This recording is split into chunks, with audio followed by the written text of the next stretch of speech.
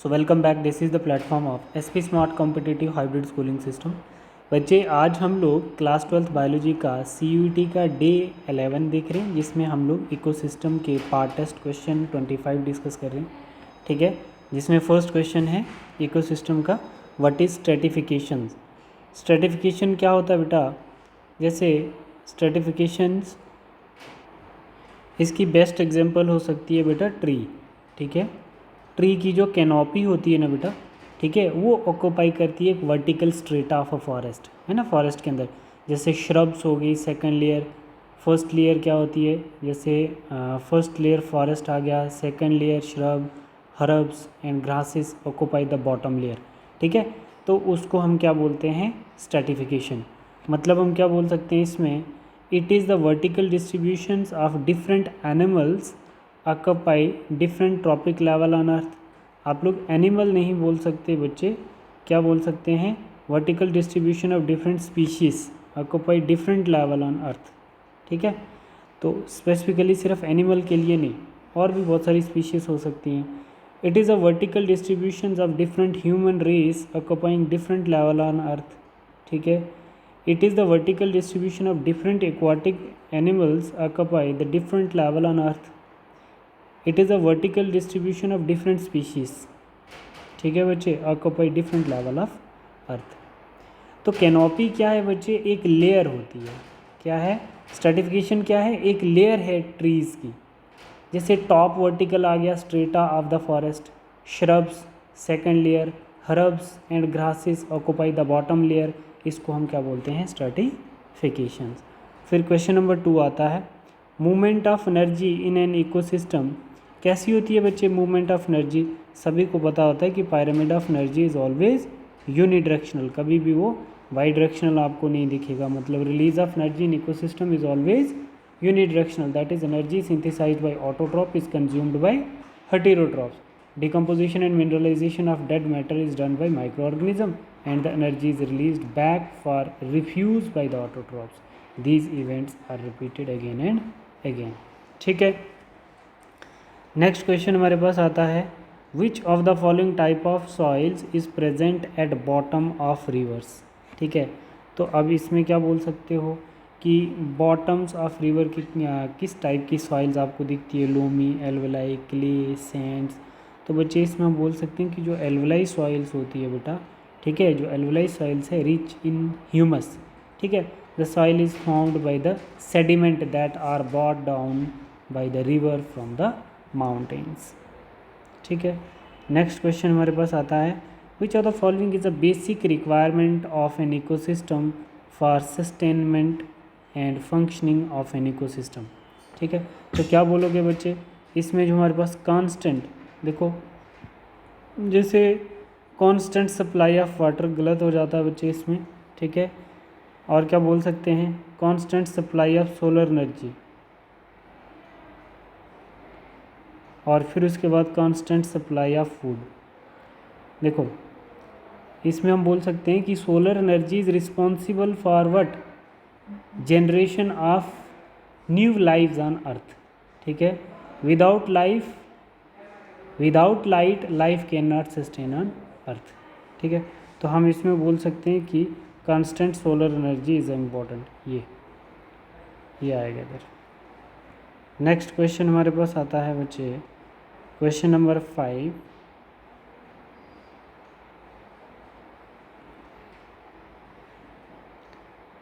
क्या बता रहा है? Define productivity. क्या होती है बच्चे productivity? It is the rate of biomass production in an ecosystem.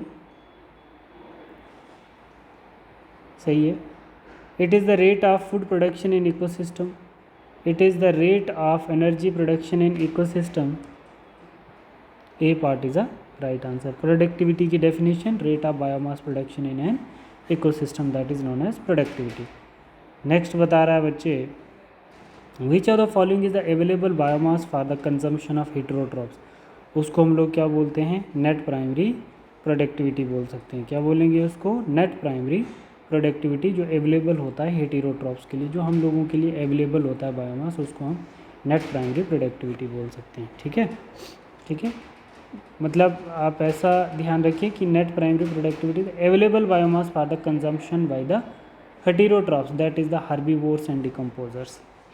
7th question में हम देखते हैं primary productivity depends upon, primary productivity जो है depends on various environmental factor like availability of nutrient, photosynthetic capacity of plants. ठीक है, तो हम इसमें क्या बोल सकते हैं, plant species inhabiting the particular area. ठीक, क्वेश्चन नंबर 8 है what is the primary productivity of the oceans, primary productivity of the oceans. इसमें हम लोग क्या बोल सकते हैं, जैसे हमारे पास क्या है, despite each ocean occupy 70% of surface of the earth there productivity is very low, it is 55 billion turns. ठीक है, तो हमारा इसमें क्या आएगा 55 बिलियन, मतलब primary productivity of oceans 55 billion turns.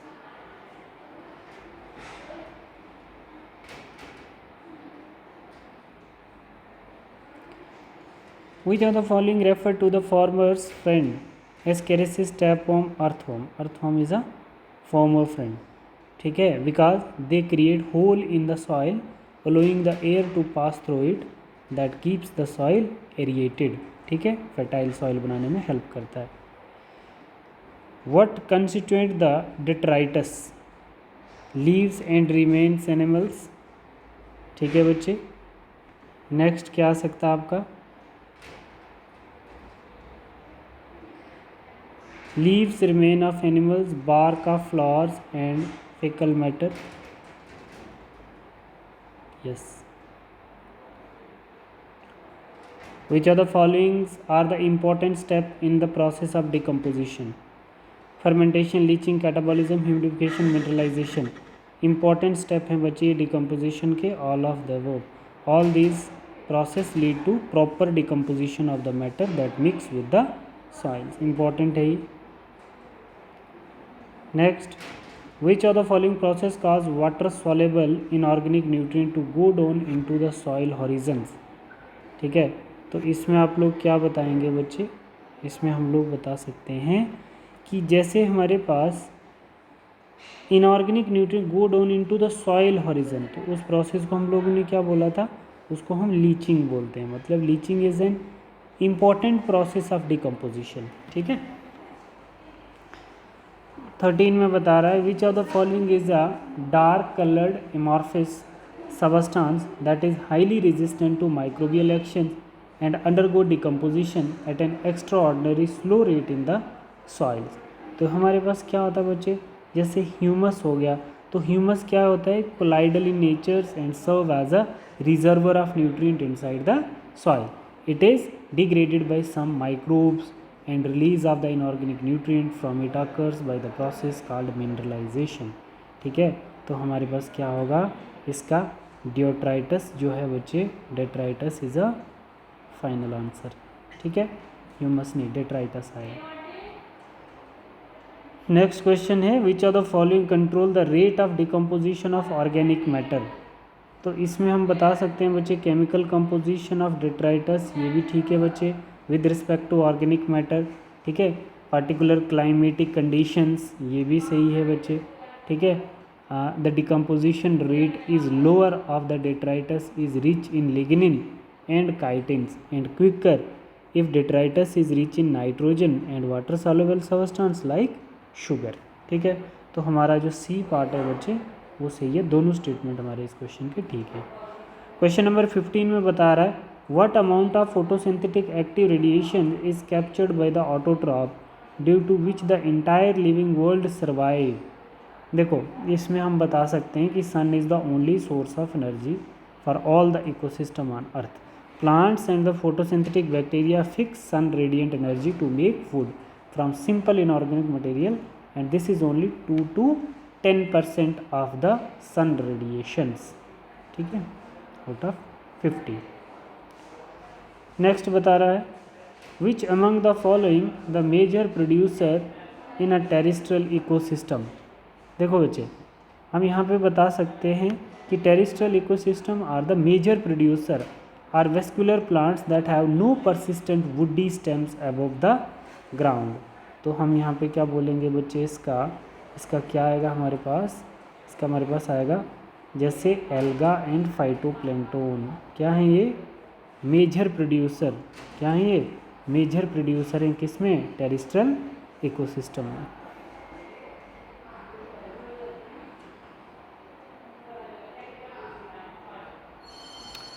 Question number 17 में पूछ रहा है which among the following are decomposer, alga, fungi, bacteria.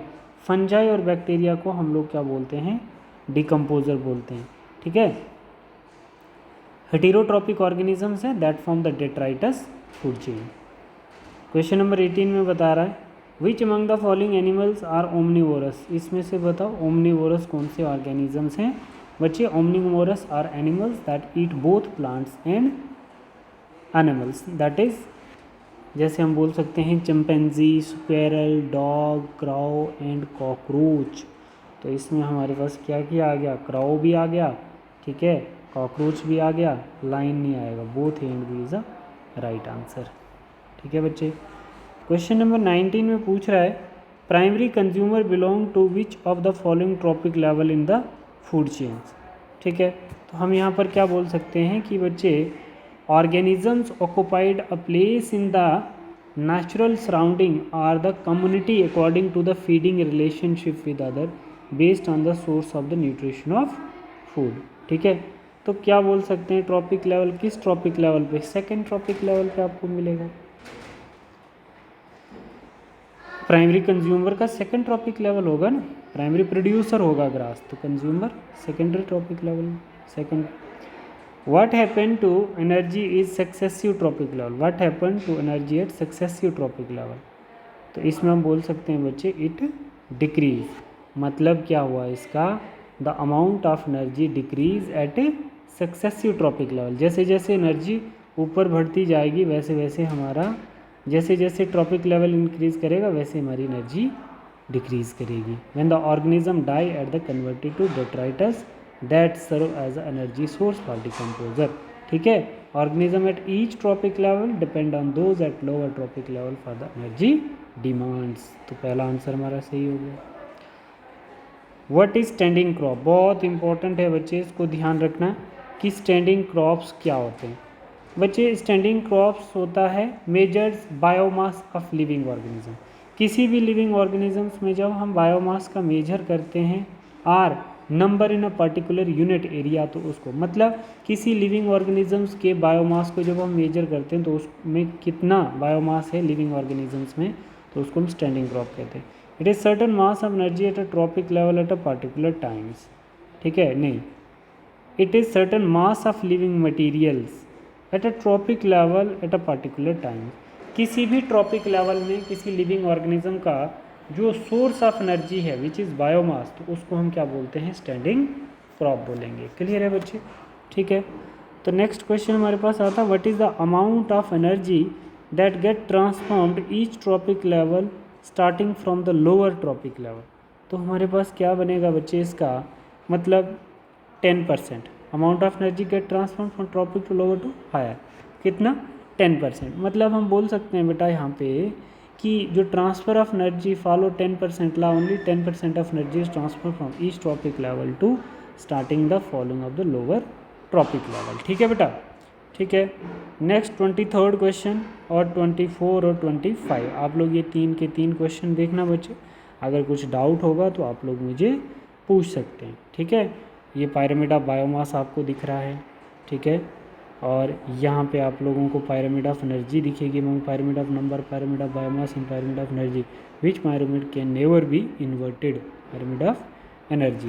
What is ecological succession, ये तो हट गया सिलेबस से, ठीक है बेटा। तो ये नंबर ऑफ 25 क्वेश्चन हम लोगों ने यहाँ पे डिस्कस किए हैं। थैंक यू बेटा।